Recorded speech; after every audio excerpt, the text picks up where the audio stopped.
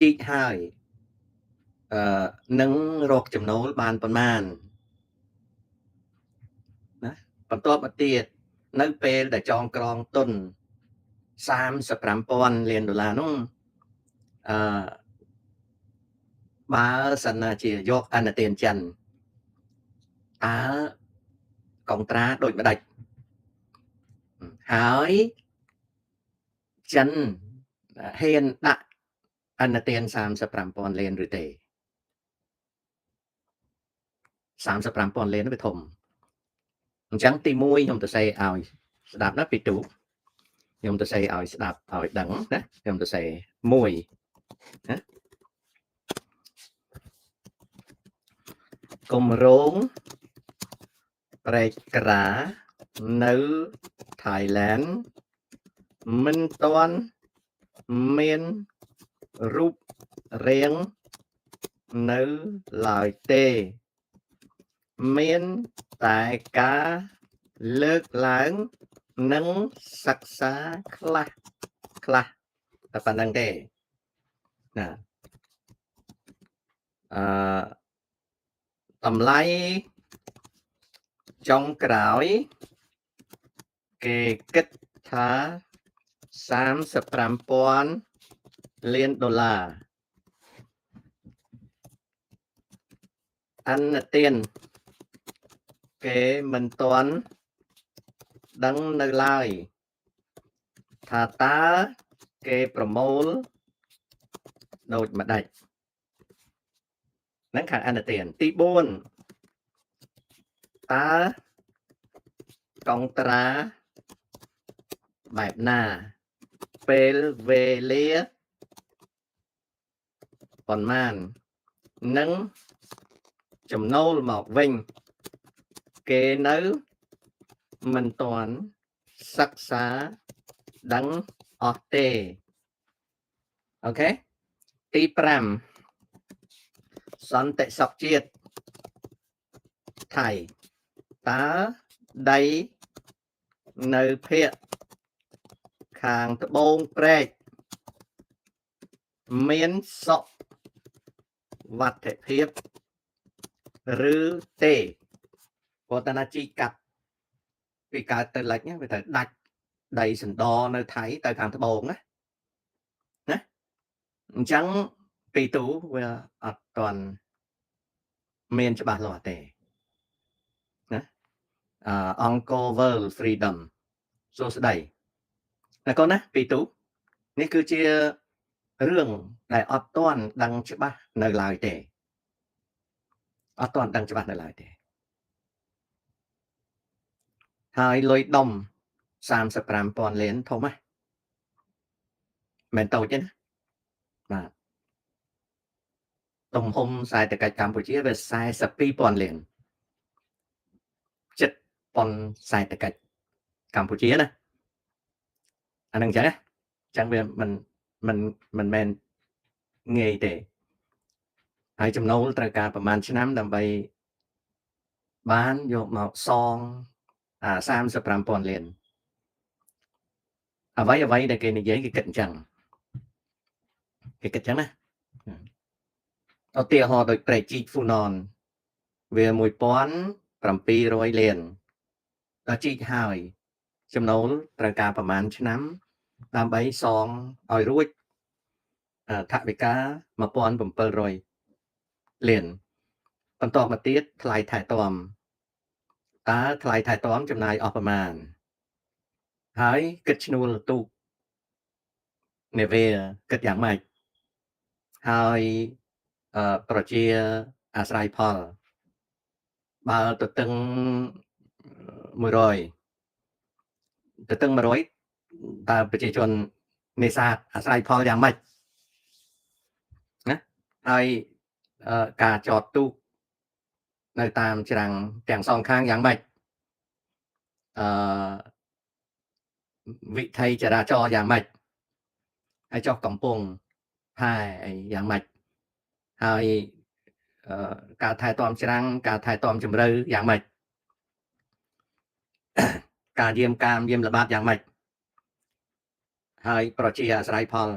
តើប្រជាជនទាំងសងខាងប្រជីកហ្នឹងអាស្រ័យផលបានត្រឹមណាអាស្រ័យផលមិនបានត្រឹមណាឧទាហរណ៍ថាតើប្រជាជនរាយមងបានទេណា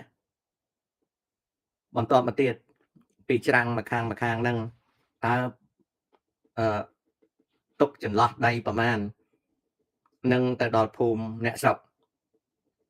បើមានផ្លូវទាំងសងខាងតើពីផ្លូវចាក់កៅស៊ូទាំងសងខាងទៅមាត់ព្រែកហ្នឹងចម្ងាយប្រមាណតើដល់ដីវាដាច់ទៅនោះយ៉ាងម៉េចការសិក្សាទាំងអស់នេះសូម្បីតែព្រែកជីកហ្វូណនហ្នឹងក៏អត់ទាន់បងប្អូនក៏ដឹងដែរថាព្រែកជីកហ្វូណនអត់ទាន់ជីកទេណាមែនទេខ្ញុំនិយាយខុសទៅបើការដ្ឋានតាំងពីឆ្នាំ2023អញ្ចឹងហ៎2023បើការដ្ឋានខ្ញុំភ្លេចទៅហើយណាបើការដ្ឋាន2023 2024ខែសីហាដូចជា23តាំងពីបើការដ្ឋានមកប្រជីអត់តាន់ជីកទេណាអត់តាន់ជីកទេហើយយើងកុំបន្ទោសទី1អនុទានទី2គឺប្លង់ទី3គឺសភាពការសិក្សាបន្តมันអាចនឹងចេះតែជីកបានទេ24ណោះអូខេ24ណោះ24មែន24ខែ8ខែ5សីហាអូខេអញ្ចឹងក៏មិនទាន់ជីកដែរខ្ញុំអត់លើករឿងព្រែកជីកហ្វូណនមកនិយាយដោយសារអីដោយសារដឹងទុក្ខធរៈរបស់រាជការដឹងទុក្ខធរៈរបស់រាជការទុក្ខធរៈរបស់រាជការណាដឹងគាត់មានជួបបញ្ហាអីគាត់ឥឡូវនេះធ្វើម៉េចឲ្យតែប្រទេសកម្ពុជាអាចនាំផលិតផលទៅចិនបានច្រើនជាងមុនគឺអស់ហើយណាហើយនឹងធ្វើម៉េចឲ្យរាជការលោកជួយលើកតម្កើងផលិតផលក្នុងប្រទេសឲ្យបានច្រើនហើយនាំចាញ់ឲ្យបានច្រើនគឺត្រេកអរហើយរឿងអីទៀតអត់ចាប់អារម្មណ៍រឿងដូចរឿងក្រុមជំនុំព្រះត្រៃបិដកអីគឺខ្ញុំអត់និយាយទេហើយឃើញបាត់ទៅវិញទេហើយកុំបន្ទោសរបស់ហ្នឹងអត់មានប្រយោជន៍អីទេណាអត់មានប្រយោជន៍អីទេបច្ចុប្បន្ននេះដែលត្រូវគិតជាងគេហ្នឹងគឺធ្វើម៉េចបើយើងដាំក្នុងស្រុកបានឲ្យយើងលក់ដាច់បើយើងនាំចាញ់ឲ្យយើងនាំចាញ់បានច្រើនណាសំខាន់អញ្ចឹងទេ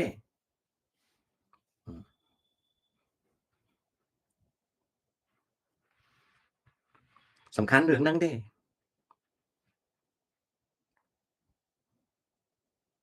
ចំណែកឯខ្ញុំនៅអាមេរិកណា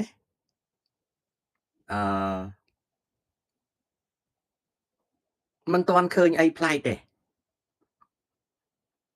ខាងខ្ញុំសេដ្ឋកិច្ចខាងខ្ញុំណាមិនទាន់ឃើញអីប្លែកទេ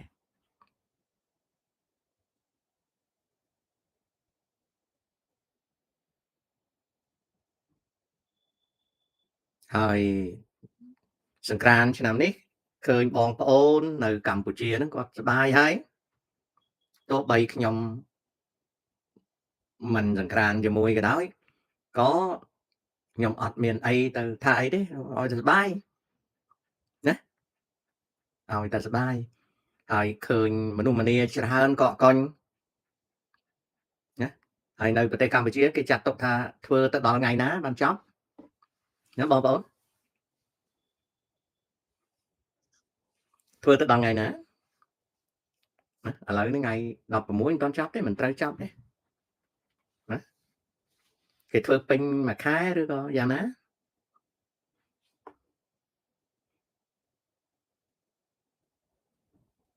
អ៊ីតិចមក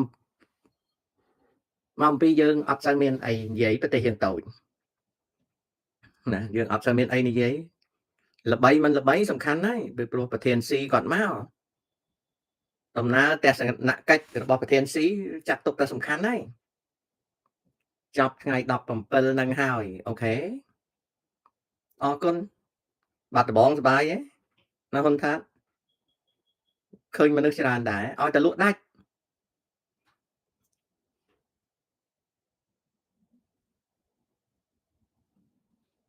រឿងពិនហើយនឹងពេទ្យណារឿងពិនហើយនឹងពេទ្យចាប់កំណើតមកតាំងពីសម័យហ្វូណនណាពិនហើយនឹងពេទ្យហ្នឹងគឺចាប់ខ្មែរចាប់ផ្ដើមរៀបចំតាំងពីសម័យហ្វូណនមកណាតាំងពីសម័យហ្វូណនមកជាឧបករណ៍វប្បធម៌តន្ត្រីគួបផ្សំក្នុងវប្បធម៌ឧបករណ៍តន្ត្រីឥណ្ឌាហើយនឹងចិនរួមគ្នាដឹងទេមាននំមួយនំខ្មែរណាតែចាប់កំណើតយូរហើយនំកងណានំកងណាហ្នឹងហើយមាននំមួយទៀតដែលសប្តាហ៍ថ្ងៃវាคล้ายទៅជានំចិនណានំអាកោវាអត់មានមេទេណាយើងគ្រាន់តែដាក់ដុតវាទៅណាស្ងោរវាទៅយកមកញ៉ាំណាបាទហើយអត់មានស្ករទេឡែមទេនំខ្មែរដែលមានអាយុយូរនំកងនំអាកោហើយនំអំបែងណាដល់ក្រោយមកទៀតគឺនំកោហើយនំចាក់ដាក់ចាន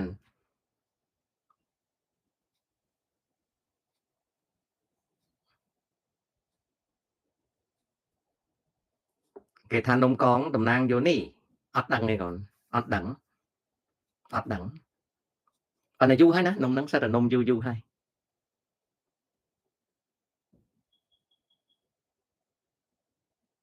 អត់ទេពីទូខ្ញុំពីអ្នកប្តីប្រពន្ធអត់ទៅណាទេអត់មានទៅណាទេយើងអត់ចង់ទៅណាយើងចង់នៅផ្ទះបាទកូនតសាតើខ្មែរយើងមានទំនៀមទម្លាប់ដូចចិនម៉ាឡេទេព្រោះក្រោយថ្ងៃសែនចូលឆ្នាំគេដើរលេងឬជួបជុំបងប្អូនអត់ទេពីព្រោះយើងអត់មានសែនទេ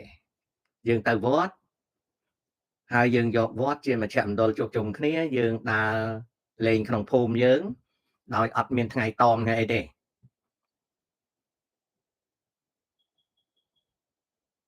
អូខេប្រយ័ត្នប្រយែងកុំឲ្យកូនហ៊ុនថាតកុំឲ្យកូនមានគ្រោះថ្នាក់